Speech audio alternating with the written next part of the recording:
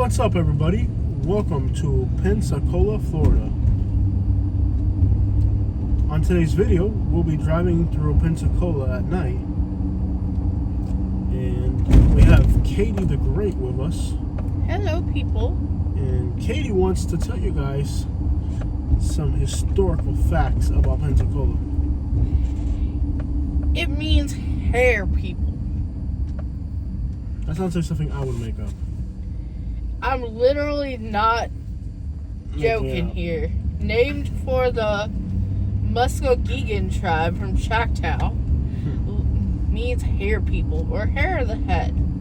Wow, fancy name. People. Fancy name Yeah. for fancy people. Okay. And this town was settled by Don Cristian de Luna and Spanish settlers in 1559, 6 years before St. Augustine. Right. So St. Augustine is the oldest continually inhabited city in the United States.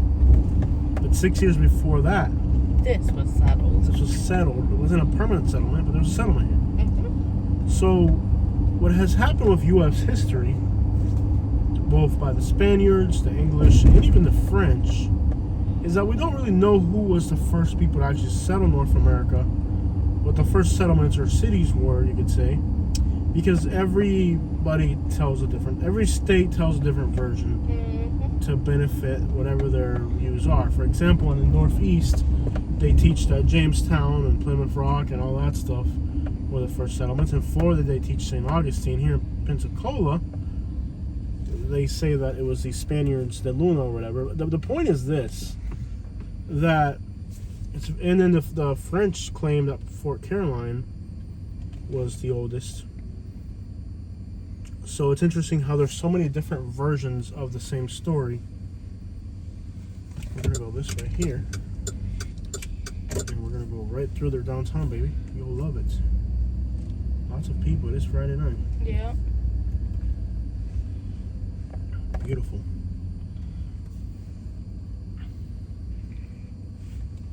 One thing that I noticed about Pensacola last time we were here is that it seemed to me that there's a lot of people blasting their sound systems more than anywhere else in Florida. So I think that's like a local thing. And as we travel across America, it's very monkey see, monkey do by region. For example, did you notice how in Mississippi everybody has a Jeep? Yep. Jacked up Jeeps? Did you notice in southern Alabama everybody had ATVs? Yep. Did you notice how in Lake Charles everybody had like old Lincolns and Cadillacs with Vogue tires? Yep. And so on, so on, so on. Everywhere you go, it's very monkey see, monkey do. And the thing here in this city, in Pensacola, the regional thing is loud sound systems. So it's just odd how, as you travel across the country, how different regions have things going on. They're all the same. Some parts it's squatting your truck, like Central Alabama and Central Florida, it's squatting your truck. What other regions have stuff going on regionally? But this city here, it's loud sound systems. Down like South Florida, Everglades area, they got the swamp buggies. Right, but that's a cultural regional thing. That's real cultural. I mean, like as far as like trends that are going. Let's just say trends more than culture. That's more of a cultural thing. I mean, like trends. Squatted trucks. Central Florida and North and Central Alabama. Miami, it's the Caprices. And exotic cars, to be honest. Fort Myers, it's like F-250s. Like there's regional scenes of car culture. Or trends, really. It's not really culture, it's more like a trend. But last time we were here in Pensacola, it was the sound systems. That's what this city kind of resonated the most about this city. There's a lot of squatted trucks in Panama City Beach. Myrtle Beach had a few. Yukons are popular throughout the South. Atlanta, it's box Chevys. Like mid-80s box Chevys.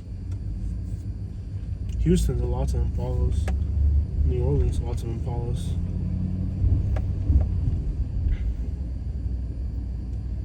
I guess in the part of Florida where we're from, like in Naples, it's convertibles. Yeah. Benzes and Beamers. It's neat to just see like how every different region of the country will have different crap going on. Yep. Oh, remember in Melbourne, Florida, there was a lot of exhaust, loud exhaust. Yeah.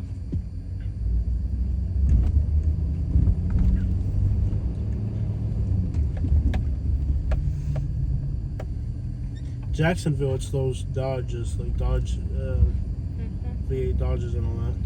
Yes.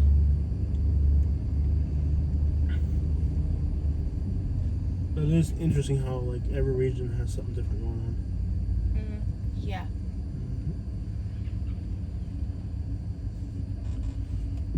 I guess in Hialeah it's F-250s. Yeah, that's definitely true. And Hummers.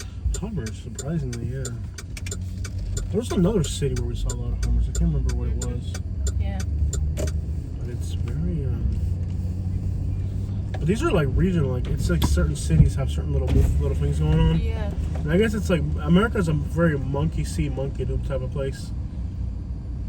Definitely. Yeah. Monroe, Louisiana is jacked up trucks. Everybody's I saw that. Jacked up trucks. But it's weird because you go from one town to the other.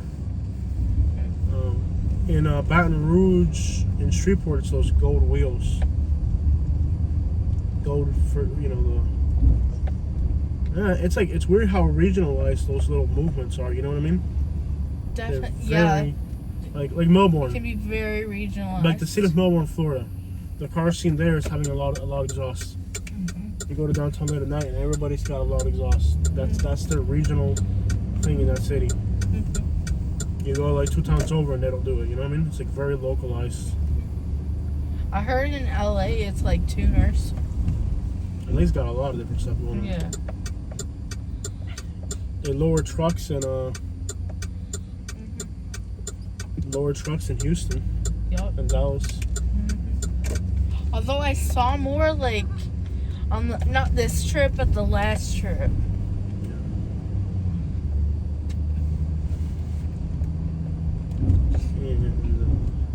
They're very, like, some of these little things are very localized.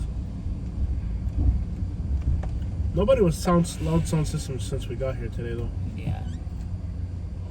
But that's really what we see a lot of here. This area is not about your town. Some areas it's about big wheels, some areas it's about your sound system, some areas it's about your exhaust, some areas it's about your paint job. I think it's mostly like monkey see, monkey do. Like look at Fort Myers. All of a sudden there were squatter trucks over Fort Myers. Yeah.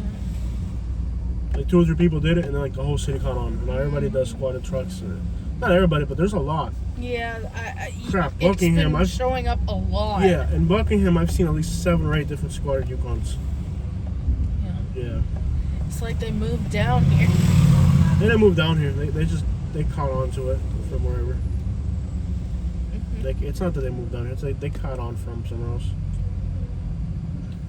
You sure? I've been seeing more Alabama plates in Florida. Our part of Buckingham's Florida. always been country like that. Yeah. Buckingham's always been like that. Yeah. Than I did in the state of Alabama. Okay, so on Cervantes, we can get back on the highway. Actually, even on Alcani, Garden Street, which is coming up next. Hey, Garden Street, just like the scrapyard. GPS our destination. Okay, sweetie.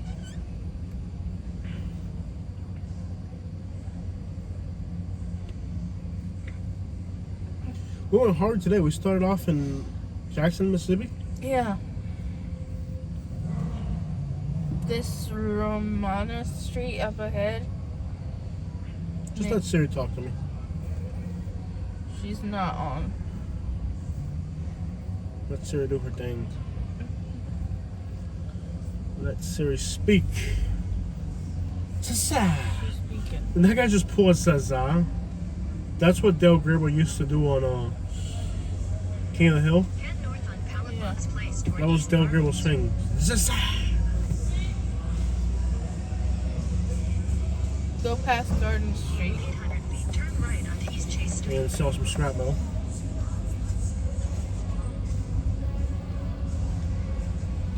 The old owner of Garden Street had kicked out a bunch of people. And like the new garden, they had like everybody that had kicked out, they had a lot of them. Because eventually they had kicked, just about everybody got kicked out of Garden Street. And they're going to have to reset our computer. And half their customers have been kicked out. Yeah. Because it's not even the customers, it's their employees, to be honest. Yeah. It's the employees more than the customers.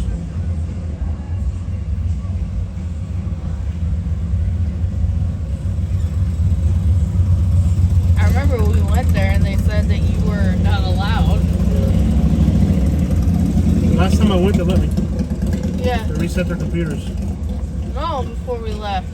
Yeah, but no, I went recently, and they allowed me. They had to reset their computers because they had so many people had got kicked out that they couldn't make any money. Yeah. We have kicked out so many people. We can't make a profit anymore. All our customers are banned from our scrapyard. For what? To get up for themselves? It's not even the customers. It's just that the employees they had were always trying to start fights with you. Yeah. And they treat you like you're a junkie. Like, how the crap I'm going to work hard to bring you all this money and then you're going to treat me like a junkie. Yeah. Man, me fajo con cualquiera hacer. How am I going to work so hard to bring you all the scrap metal, and instead of treating me like I'm like with respect and dignity, you're going to treat me like I'm a crackhead? You know? Like, I've had people, like I told my friend the other day, he's like, yo, I got a bunch of scrap metal. It's probably worth $600. I said, take it to Garden Street. You know what he told me? Like, no, man, I'm not going to go in there. It's embarrassing. They treat you like they treat you like a crackhead. That's what he told me. He said, I know it's worth $600, but I don't want to go in there and be humiliated by those people.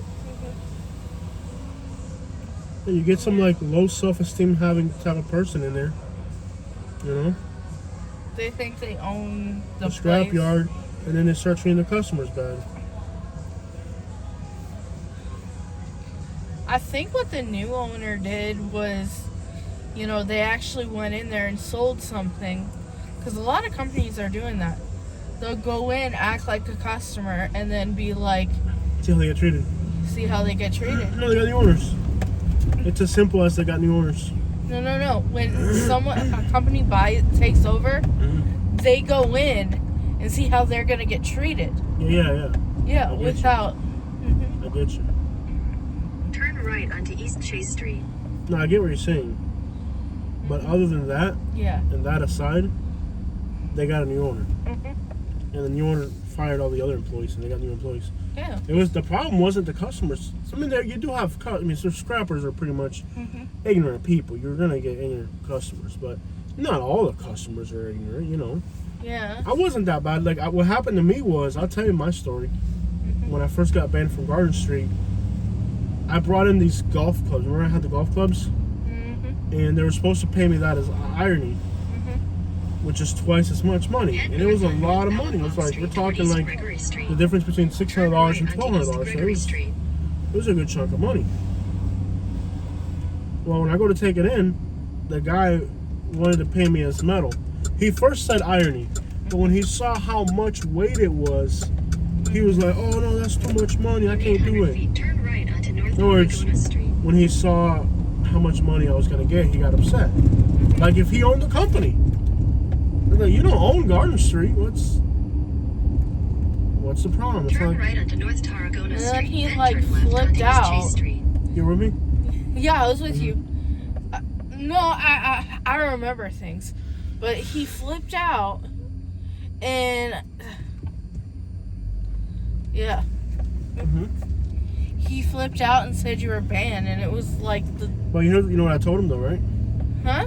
I told him if you're gonna steal for somebody, Yeah. don't steal Turn for. I left told onto him, East Chase Street. Then if you're gonna slide left steal onto from the somebody, I-110 North ramp.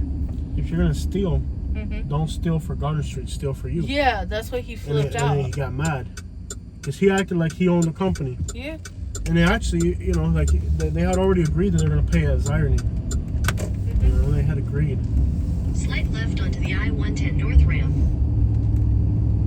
They had agreed to pay it off as irony. In a quarter mile, And when he continue saw onto the ticket, I-110 North. he got mad at how much money it was. Like, and I told him, if you're gonna steal, don't steal for Garden Street, steal for you. Yeah. You know? And he got mad. Oh, he got offended by it. And he banned me because it hurt his feelings. Yep. Yeah, I remember because he was like, he was screaming his head off and you were calm. And Yeah, I was calm.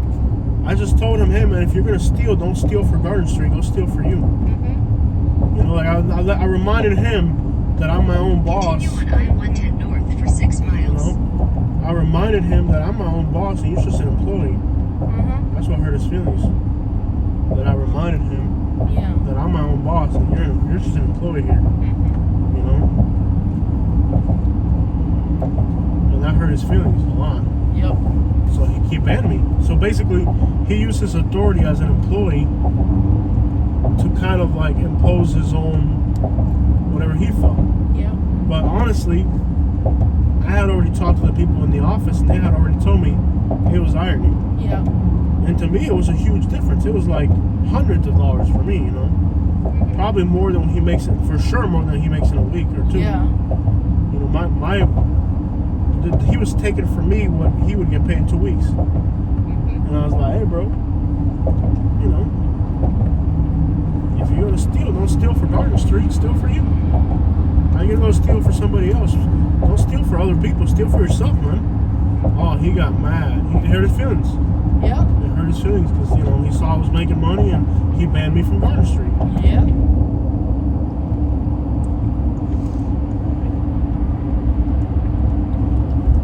And that cost that employee with his emotions probably cost Garden Street $100,000 in losses just with me. Yeah. Because when I bring the material, I'm 80% loss, but they're 100%. They're making double what they're giving you or more profit after their expenses. Oh, come on, I barely drifted over.